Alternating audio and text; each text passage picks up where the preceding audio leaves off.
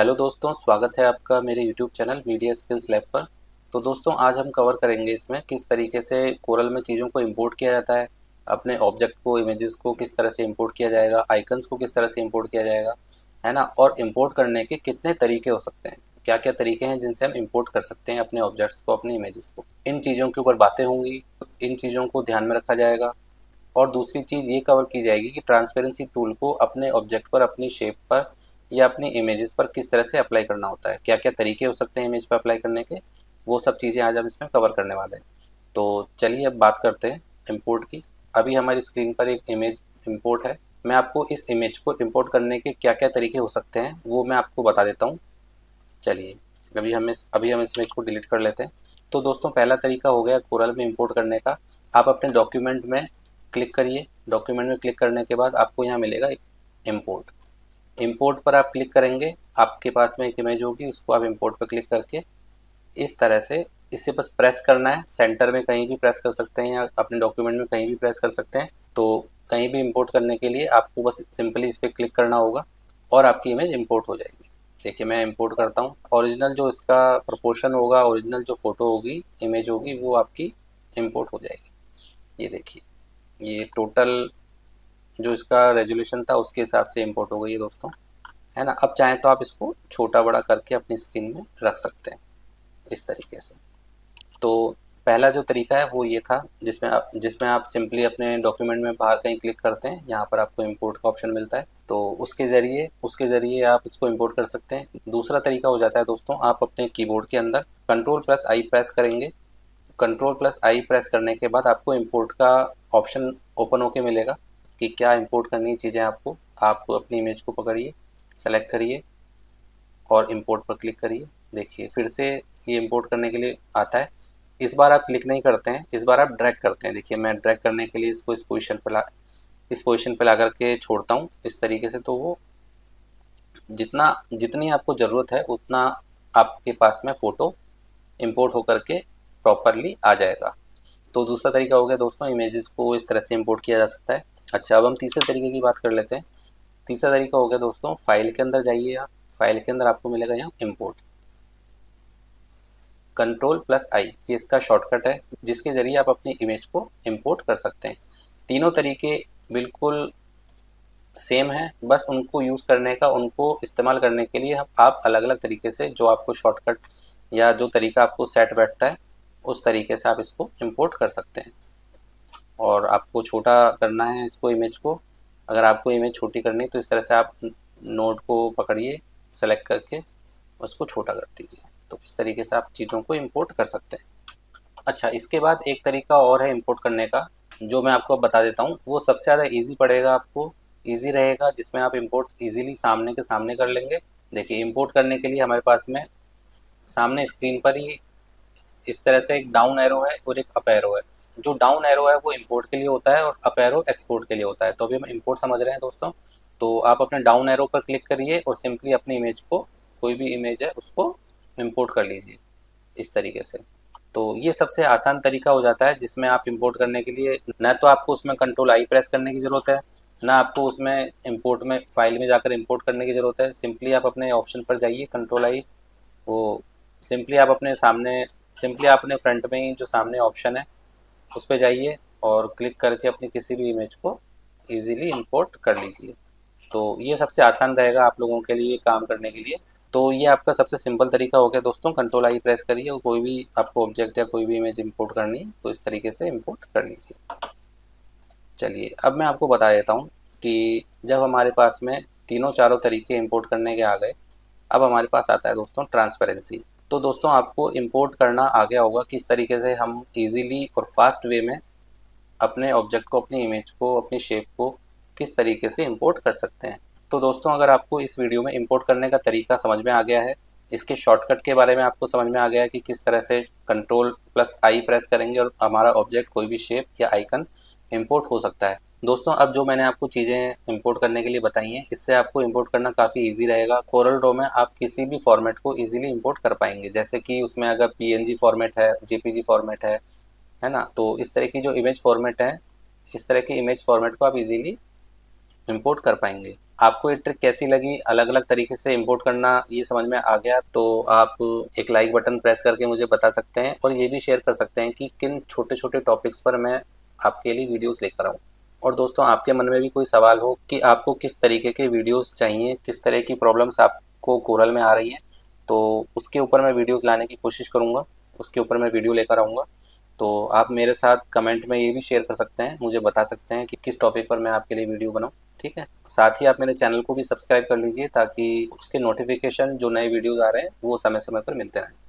तो चलिए अब हम बात कर लेते हैं ट्रांसपेरेंसी की। ट्रांसपेरेंसी क्या होती है? ट्रांसपेरेंसी को समझने के लिए हम एक टूल, जो इसमें लेफ्ट हैंड साइड में टूल दिया होता है, एक ऑप्शन होता है transparency tool, partially reveal image area, कि किस तरीके से आप अपनी इमेज को रिवील करना दिखाना चाहते हैं वो उसके बारे में बताएगा। देखिए मैं इस पर क्लिक करता हूँ। क्लिक करते ही देखिए मेरे माउस पॉइंटर के साथ में एक चेकर आइकन बन के आ गया, जिसका यूज़ मैं टॉप से बॉटम की तरफ करूँगा या बॉटम से टॉप की तरफ करूँगा तो ट्रांसपेरेंसी अप्लाई हो जाएगी। देखिए किस तरीके से अप्लाई हो रही है वो आप देख सकते हैं। देखिए अभी मैं माउस पॉइंटर को इस तरह से मूव कर सकता हूँ ड्रैग करने के बाद में, लेकिन जब मैं शिफ्ट प्रेस कर लेता हूँ तो वो स्ट्रेट एकदम अप्लाई होता है। तो अभी शिफ्ट के साथ हमने अप्लाई किया, देखिए आप देखेंगे बॉटम साइड में ट्रांसपेरेंसी अप्लाई हो चुकी है और ऊपर जो टॉप पार्ट है, जो ऊपर का जो हिस्सा है, उसके अंदर प्योर विजिबिलिटी है। ठीक है, तो प्योर विजिबिलिटी वाइट हो, अगर जब बॉक्स के अंदर वाइट कलर फिल होता है तो प्योर विजिबल होता है, जब ब्लैक होता है तब उसकी ट्रांसपेरेंसी फुल हो जाती है। तो अभी हम चाहते हैं कि ऊपर वाले बॉक्स में ब्लैक कलर फिल हो जाए और तो हमारी ट्रांसपेरेंसी वहाँ ट्रांसपेरेंसी दिखने लगेगी, और हम चाहते हैं नीचे की तरफ हमारा ट्रांसपेरेंसी ज़ीरो रहे, मतलब हमें ऑब्जेक्ट दिखना शुरू, मतलब हमें ऑब्जेक्ट दिखे तो हम इसमें वाइट फिल कर देंगे तो वो ऊपर से नीचे की तरफ इस तरह से दिखना शुरू हो जाएगा। ठीक है, ये एक तरीका हो गया। अब देखिए इसको मैं इस तरह से मूव कर पा रहा हूँ और जहाँ मैं शिफ्ट प्रेस करता हूँ वो स्ट्रेट एकदम काम करता है। देखिए अब इसमें ट्रांसपेरेंसी किस तरीके से और क्या क्या तरीके हैं ट्रांसपेरेंसी के, क्या क्या पैटर्न है ट्रांसपेरेंसी के, वो मैं बता देता हूँ। देखिए इसमें ये है लीनियर, इसको बोला जाएगा लीनियर ट्रांसपेरेंसी। लीनियर ट्रांसपेरेंसी के बाद आता है दोस्तों, देखिए लीनियर कैसे है वो मैं आपको बता देता हूँ। लीनियर ट्रांसपेरेंसी किस तरह से है, देखिए यहाँ पर आपको 4 बॉक्सेस दिख रहे हैं, 4 चेकर बॉक्स दिख रहे हैं ट्रांसपेरेंसी के। किस तरह से हैं वो देखिए, फर्स्ट सेलेक्टेड है, मतलब फर्स्ट हमारा लीनियर है, लीनियर फाउंटेन ट्रांसपेरेंसी। इसके बाद अच्छा, और सेकंड ऑप्शन आता है दोस्तों रेडियल। रेडियल ट्रांसपेरेंसी किस तरह से काम करती है, जैसे ही मैं अपने इस रेडियल वाले चेकर बॉक्स पे क्लिक करूंगा, देखिए इस तरह से राउंड ट्रांसपेरेंसी में दिख जाएगा। काम वो उसी तरीके से करेगा जैसे जो जो बॉक्स में जिस बॉक्स में हमारा ब्लैक है वो हमारा फुल्ली ट्रांसपेरेंट रहेगा, वो जो हमारा ब्लैक है वो फुल्ली ट्रांसपेरेंट रहेगा और जो वाइट है वो हमें विजिबल रहेगा। अब देखिए हम क्या करते हैं, अपने वाइट वाले में ब्लैक फिल कर देते हैं तो, और ब्लैक वाले में वाइट फिल कर देते हैं। और ये इसका एक, इसकी रेडियस को कंट्रोल करने के लिए किस तरह से रेडियस कंट्रोल की जा सकती है, तो किस तरह से देखिए रेडियस को मूव कर सकते हैं उसके बारे में दिखाया गया। इस तरीके से आप पकड़ के हैंडल्स को आप छोटा भी कर सकते हैं और इस तरह से आप बढ़ा सकते हैं, अपने काम के हिसाब से, अपने वर्क फ्लो के हिसाब से आप उसको देख करके सेट कर सकते हैं। ठीक है, अब आप चाहते हैं कि यहाँ पर मेरा, अच्छा, और आप यहाँ से भी कंट्रोल कर सकते हैं, जैसे 92 है, यहाँ पर मैंने फुल्ली इसको विजिबल कर दिया, और यहाँ पर चाहते हैं तो आप यहाँ से भी कंट्रोल करके इसको यूज़ कर सकते हैं। अच्छा, तीसरा आता है दोस्तों इसके बाद में कॉनिकल। देखिए इस तरह से कॉनिकल शेप में वो आपको दिखाएगा। काम इसका भी उसी तरीके से है, ब्लैक वाला फुल्ली ट्रांसपेरेंट था, वाइट वाला फुल विजिबल रहता है, तो इस तरीके से आप इसको यूज़ कर सकते हैं। और उसके बाद है रेक्टेंगुलर फाउंटेन ट्रांसपेरेंसी, वो आपको रेक्टेंगल शेप है उसमें आपको ट्रांसपेरेंसी को दिखाएगा। ये आपके वर्किंग मैनर पे डिपेंड करता है कि आप किस तरह का काम कर रहे हैं, किस तरह की ट्रांसपेरेंसी आपको ज़रूरत है, तो उस पर ये पूरी तरह से डिपेंड होता है। देखिए अब इसके बाद देखिए यहाँ पर मिलेगा आपको ट्रांसपेरेंसी पिकर, किस तरह की ट्रांसपेरेंसी रखनी है, तो इस तरह से वो आपको ग्रेडियंट ट्रांसपेरेंसी में दिखा देगा। ये अलग अलग ट्रांसपेरेंसी टाइप हैं, तो इनको आप एक एक करके यूज़ करके देखिए, आपको पता चल जाएगा किस तरह से यूज होता है। बस ब्लैक और वाइट का ये ध्यान रखना है कि आपको कि ब्लैक जो होता है फुल विजिबल होता है, ब्लैक जो होता है फुल ट्रांसपेरेंट होता है, और वाइट जो होता है फुल्ली विजिबल होता है। तो ये सब चीज़ें आपको ध्यान रखनी है। बाकी यूनिफॉर्म ट्रांसपेरेंसी में बता देता हूँ आपको। देखिए इसी में आपको फर्स्ट वो सेकंड ऑप्शन, सेकंड वाला ऑप्शन मिलेगा। यूनिफॉर्म ट्रांसपेरेंसी क्या होती है, ओवरऑल ट्रांसपेरेंट कर देगा, लेकिन उसकी एक वैल्यू रहेगी। क्या वैल्यू है वो आप देख सकते हैं। इस तरीके से आप इसको कम ज़्यादा करके आप वैल्यू चेक कर सकते हैं कितनी वैल्यू पर ये रहेगा, है ना, इस तरीके से। दूसरा है आपका, इस तरीके से आप कंट्रोल कर सकते हैं।